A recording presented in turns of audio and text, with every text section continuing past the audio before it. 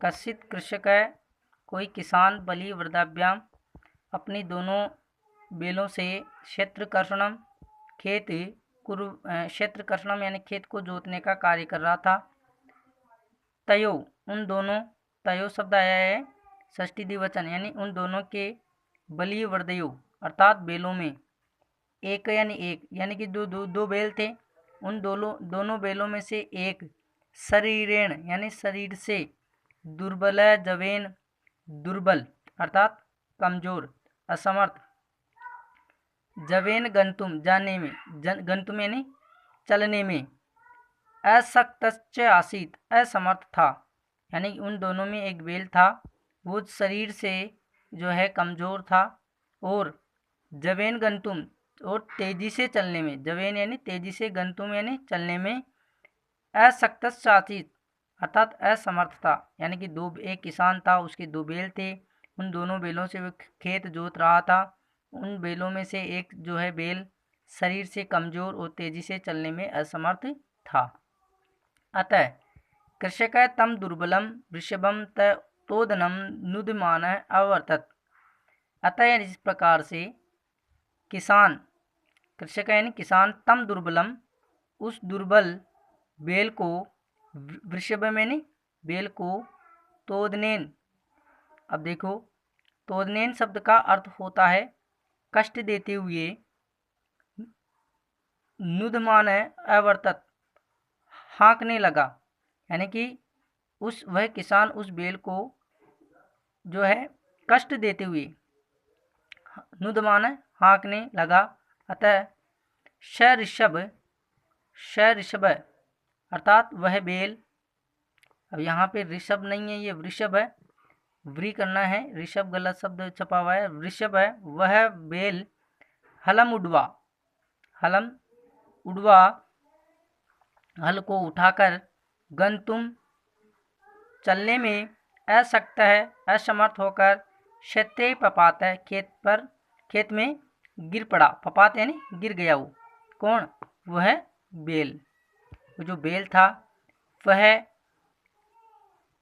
दुर्बल था, और वह किसान उस बेल को जो है कष्ट के साथ जोत रहा था, जबरदस्ती हाँकने लगता है, और वह जो बेल था वो हल को उठाकर चलने में असमर्थ होता है और खेत में गिर जाता है। क्रुद्ध कृषि बल यानी क्रोधित किसान ने तम उत्पाथितुम उसको उठाने के लिए, बहुत बार, यत्नम करोत प्रयत्न किया, तथापि फिर भी, वृषभ वह बेल, न उचित नहीं उठा। यहाँ पर वृषभ आएगा, यानी कि वह बेल जो है फिर भी नहीं उठा। वह क्रोधित किसान जो है उस बेल को बार बार उठाने के लिए प्रयत्न करता है, फिर भी वो बेल नहीं उठ पाता है।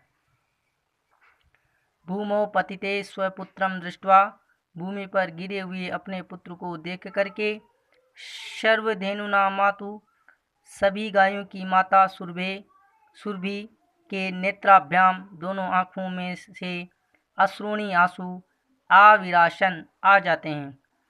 यानी कि यह दृश्य देख करके, यह जब वो ऐसा दृश्य देखा जाता है तो भूमि पर गिरे हुए अपने पुत्र को देख करके गायों की जो माता सुरभि थी उसके आंखों से आंसू आने लगते हैं। और सुरभिम इमाम अवस्थाम, सुरभि की ये इमाम यानी यह अवस्था यानी दशा, दृष्टवा यानी देख करके, सुराधिप यानी राजा इंद्र, ताम अपृच्छत उनसे पूछता है, अई सुबह, अरे सुरभि, किमेव रोदिसी, तुम क्यों रो रही हो, उच्चताम बोलो, इति इस प्रकार, शा वह और वह बोलती है। अब देखिए इसके अंदर इसमें देखिए कि भूमि पर गिरी हुई अपने पुत्र को देख करके जो गायों की जो माता थी सुरभि, उसके दोनों आंखों में से आंसू आते हैं, और सुरभि की यह दशा देख करके इंद्र उससे पूछता है कि ये सुरभि तुम जो है क्यों रो रही हो, कहो, उच्चताम कहिए, सा और वह कहती है, विनिपातो न वह कश्चित दृश्यते त्रिदशाधिप, अहम तु पुत्रम शोचामी तेन रोदीमी कौशिक। अब देखिए विनिपात शब्द का अर्थ होता है बेटा सहायक, विनिपात शब्द का अर्थ होता है सहायक। न सहायक, अब देखिए कौशिक शब्द आया है इंद्र के लिए और वो इंद्र को कह रही है, तो हे कौशिक, विनिपातो यानी सहायक, न व कश्चित दृश्यते त्रिदशादीप। अब त्रिदशादीप शब्द आया ना, 3 दशाओं के स्वामी, ये किसके लिए आया है? इंद्र के लिए, ये शब्द भी। तो इसका जो कौशिक है, कौशिक 3 दशाओं के स्वामी इंद्र,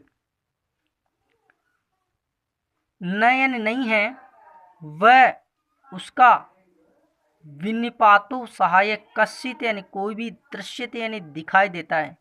अब वो अपने पुत्र जो बेल था उसके लिए कहती है कि हे कौशिक, हे कौशिक 3 दशाओं के स्वामी इंद्र, उसका कोई भी सहायक जो है न यानी नहीं, दृश्यते यानी दिखाई दे रहा है। अर्थात हे कौशिक, तीनों दशाओं के स्वामी इंद्र, कोई उसका सहायक नहीं दिखाई देता। अहम तु पुत्रम सोचामी, मैं तो पुत्र की चिंता करती हूँ। तेन रोदीमी, इसलिए मैं रो रही हूँ। तो देखिए इसका अव्यय के आधार पर इसका हिंदी अनुवाद करते हैं इसका एक बार और। हे कौशिक, तीनों दशाओं के स्वामी इंद्र, उस बेल का, मेरे पुत्र का कोई सहायक नहीं है। मैं तो पुत्र की चिंता करती हूँ, सोचामी चिंता करती हूँ, अतः तेन रोदीमी, इसलिए रो रही हूँ। ठीक है, यहाँ से हम जो है नेक्स्ट कक्षा में पढ़ेंगे। धन्यवाद।